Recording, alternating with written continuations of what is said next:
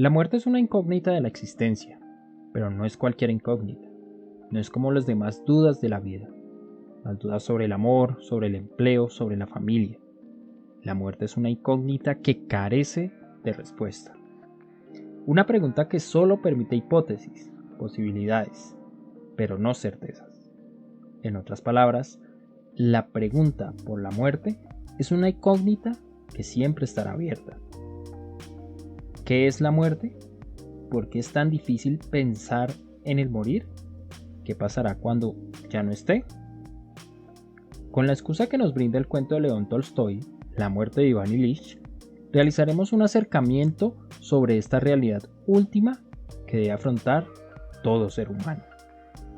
Y, aunque no sabemos si este es el mejor o el peor momento para reflexionar sobre este fenómeno, lo que sí podemos decir es que pensar en la muerte implica pensar necesariamente en la vida, implica preguntar sobre lo que hacemos y lo que queremos para el corto espacio que nos corresponde en suerte.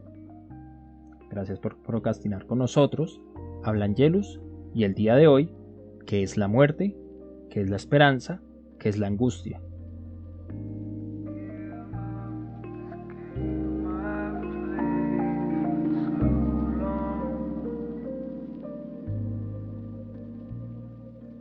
Sinopsis. El cuento de León Tolstoy, La muerte de Iván Ilich, es una historia muy simple. Nuestro protagonista, Iván Ilich, un diplomático ruso reconocido, debe enfrentar lo inevitable, la muerte. Algo que al principio él no acepta, ya que se encuentra en el mejor momento de su vida. No ha sobrepasado la medianía de edad, es exitoso, tiene una familia hermosa, pero la muerte, en forma de un pequeño golpe, un golpe insignificante, susurra que ya es la hora. Es a partir de esta situación que vemos cómo Iván Ilich empieza a convertirse en una carga para su familia, cómo poco a poco pasa a ser relegado y olvidado por sus seres queridos, familia y amigos, y cómo al final de su existencia, en la que él se consideraba importante, es indiferente ante la muerte de un hombre más, de tantos que mueren todos los días.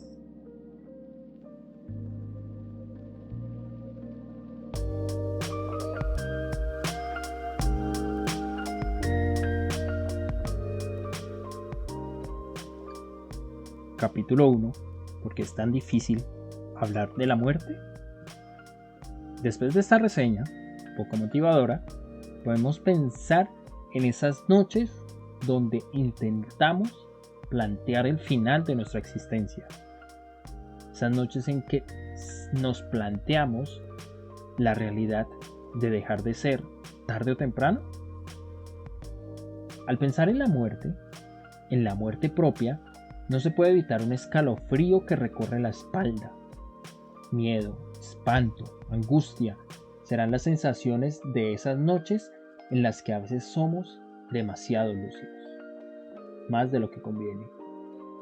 Y no es para menos, ya que la muerte es un final, pero no como todos los finales de la vida, donde algo más continúa, donde nuevas situaciones vienen.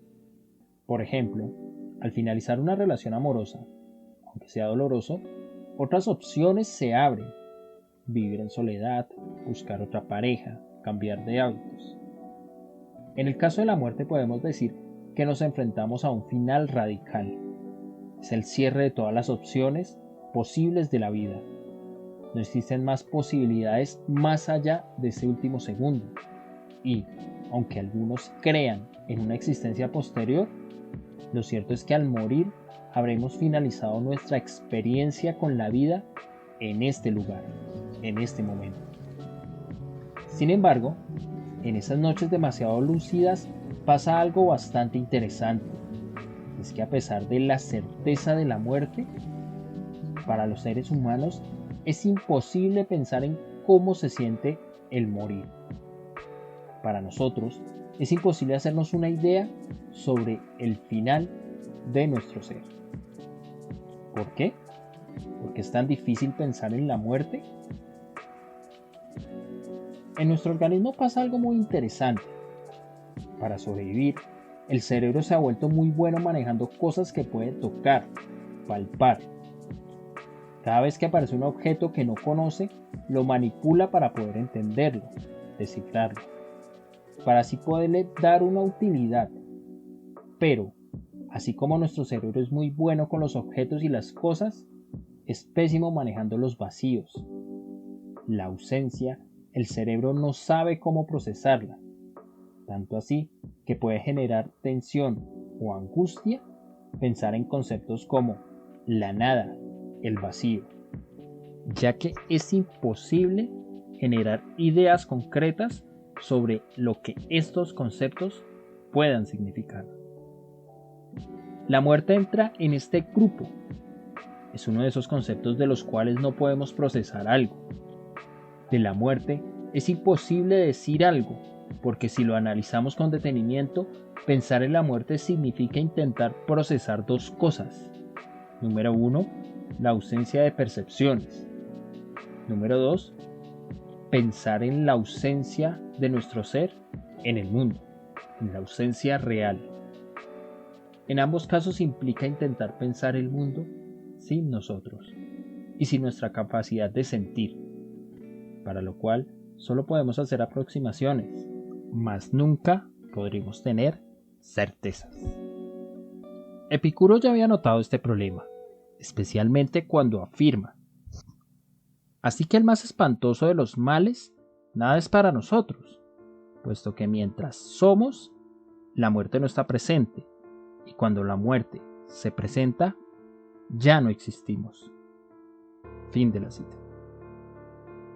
La imposibilidad de hablar de la muerte, que notó muy bien el filósofo del jardín, implica que todo lo que se dice se enuncia desde el lado de la vida. Pero, para que nos quede más claro, siempre que hablamos, hacemos descripciones sobre todo aquello que nos rodea, seres vivos, sensaciones, sentimientos, deseos. Estas descripciones son fenómenos de la vida, y no podemos hablar sobre el morir porque nuestro lenguaje no puede enunciar esta situación. El morir es la ausencia de lo vivo, la ausencia real de todo, y nuestro lenguaje no alcanza para esta tarea. Para aclarar este aspecto, tomemos como ejemplo la siguiente descripción que Tolstoy realiza en su cuento. Cito textual: el muerto yacía como yacen todos los muertos, con sus miembros endurecidos, hundidos pesadamente en el ataúd, con la cabeza inclinada para siempre sobre la almohada y exhibiendo, como todos los muertos, su frente de era amarillenta, con huesos en las sienes y la nariz saliente que parecía apretar el labio superior. ¿Y qué pasa con este ejemplo? Puede que ustedes no se lo esté preguntando, sin embargo, vamos a explicarlo. Lo que acabamos de leer ilustra el punto de Epicuro. El anterior fragmento es la descripción de un muerto, mas no nos dice lo que significa estar muerto. El máximo acercamiento que podemos realizar sobre la muerte son descripciones. No podemos hablar de la muerte en sí, y la razón es sencilla. Para cualquier ser humano es imposible conocer qué se siente morir. Sus sensaciones solo pueden referirse a lo vivo. Por tal razón es que afirmamos que la muerte es una eterna incógnita. Una incógnita que siempre, siempre, para terror nuestro, estará abierta.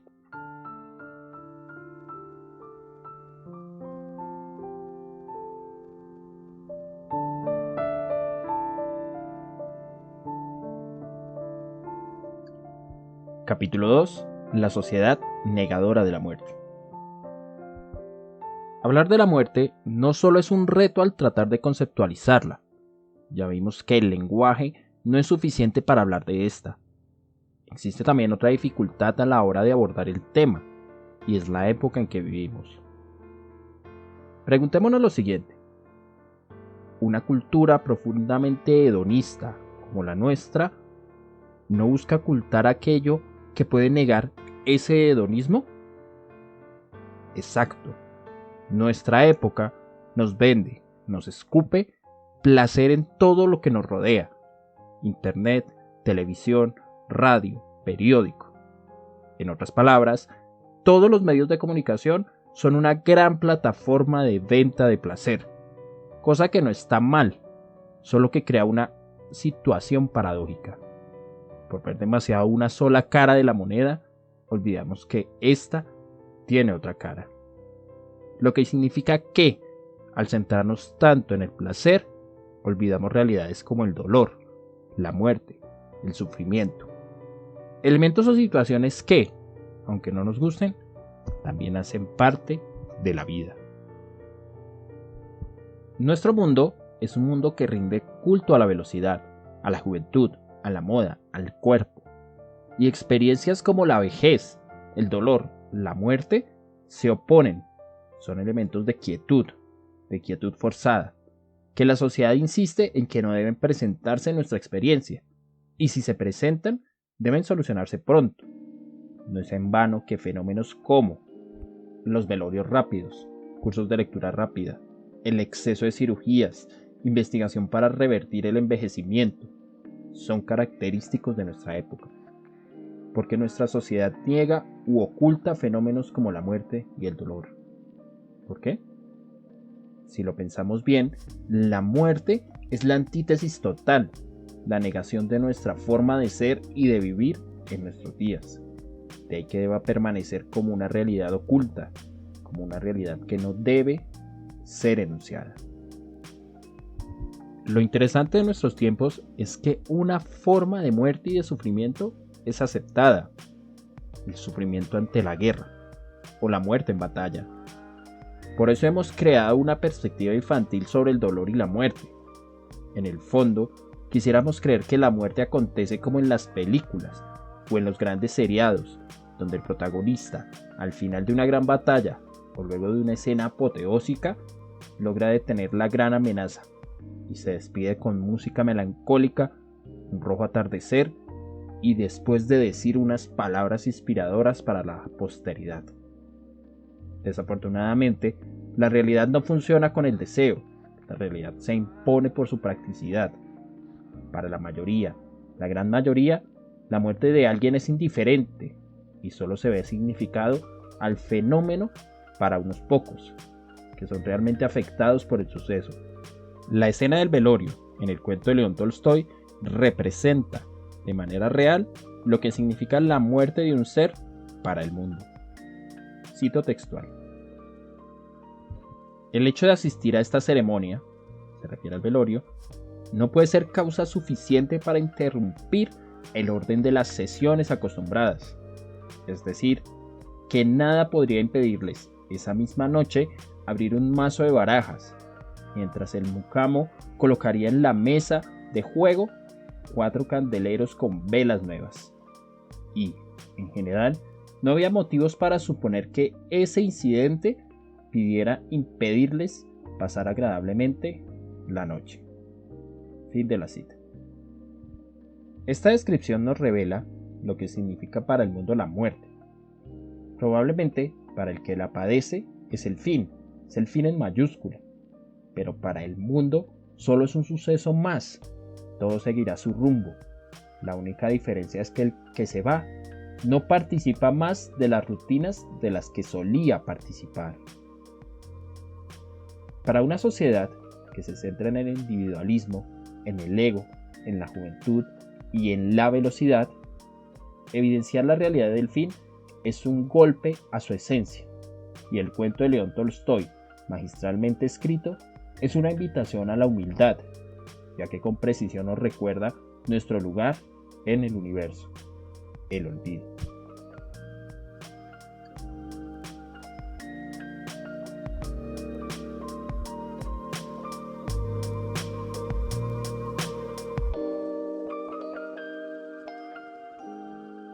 Capítulo 3. El hombre ante la muerte, esperanza y angustia.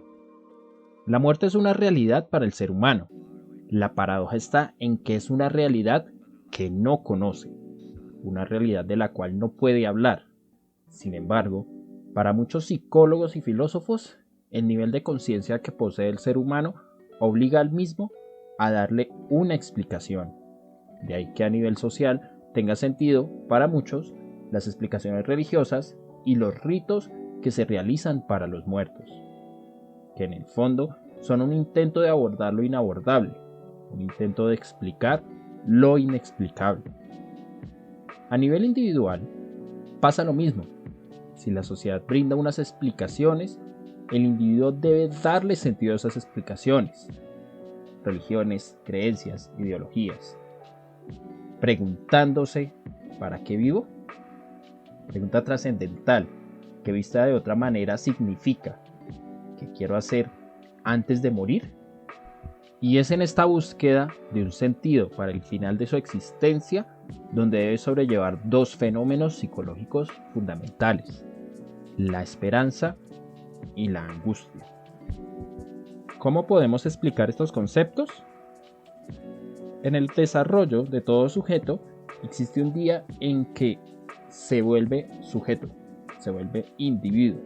Suena tonto, pero es un proceso psicológico importante reconocerse a uno mismo. Ese día está relacionado con la comprensión de la mortalidad. Desde ese día es claro que existe un evento que es único y último. Nuestra vida algún día acabará y nadie podrá evitarlo. Esa muerte ya no será de los otros, no va a ser igual a la de ningún ser humano, aunque todos mueran, porque esa muerte es la muerte propia, es lo inevitable de mi existencia. Puede que esté más cerca o más lejos, eso es indiferente. En algún momento todo finalizará. Este es el origen de la angustia. La angustia, para Heidegger, es el sentimiento que se padece cuando sentimos la posibilidad de la nada, cuando se nos revela la nada que seremos. En términos más sencillos, es ese sentimiento que surge cuando se comprende que la muerte no es solo una posibilidad, es la certeza de la inevitable final de mi ser. En ese instante de claridad se experimenta soledad, porque la muerte individualiza al ser humano y le muestra sus límites, tal como lo sentía Ivan Illich cuando pensaba lo siguiente. Cito textual: y para vivir así, al borde de la destrucción, estaba solo, sin un ser que pudiera comprenderlo y compadecerlo. Sin embargo, el ser humano no podría llevar una vida normal si se mantiene bajo la sombra de la angustia. Alguien que viviera así se estancaría en la vida. De ahí que los seres humanos necesiten de la esperanza, que en este contexto consiste en la ilusión o creencia de que esa muerte, que es propia, personal e intransferible, se encuentra en el futuro. Mentalmente desplazamos esa muerte. No será mañana ni pasado, está en un futuro indeterminado. Este mecanismo, la esperanza, posibilita que podamos plantear cosas para el futuro. Si tuviéramos la certeza de morir mañana, los planes se acabarían y así cerraríamos nuestro camino. La angustia ante la muerte solo se desplaza ante la esperanza de que el día inevitable se encuentra aún lejos. Este es el origen de los planes, de los sueños, de los deseos. En una rara tensión el hombre sobrelleva su existencia, en una tensión entre la realidad y el deseo. La esperanza es el mecanismo que nos permite crear o pensar un futuro. Todo proyecto, todo deseo, todo futuro se planea siempre con la perspectiva de que la muerte no se presentará de improviso a arrebatar eso que deseamos lograr. La esperanza da sentido para continuar en el camino de la existencia. En conclusión, la muerte de Ivan Illich es una historia magistral que permite evidenciar la dificultad que implica vivir, ya que el ser humano debe darle un sentido a ese tiempo que vive, o tratar de hacerlo. Y ese sentido solo puede dárselo si reconoce que existe un final. Sin la claridad de ese final, la acción del ser humano se estancaría, ya que siempre existiría ese mañana donde todo lo que se desea se puede aplazar. Es claro entonces que pensar en la muerte, ya lo había dicho Spinoza, necesariamente implica pensar en la vida, reconocer que necesariamente existe un plazo determinado para actuar y después de ese espacio, que llamamos vida, solo queda la incertidumbre, la muerte. Por tal razón, el ser humano es un ser tan especial, ya que debe sobrellevar en sus hombros la pesada carga de la angustia gracias a la esperanza. Y sin embargo, es una esperanza desesperanzada, porque toda experiencia vital siempre es única y última.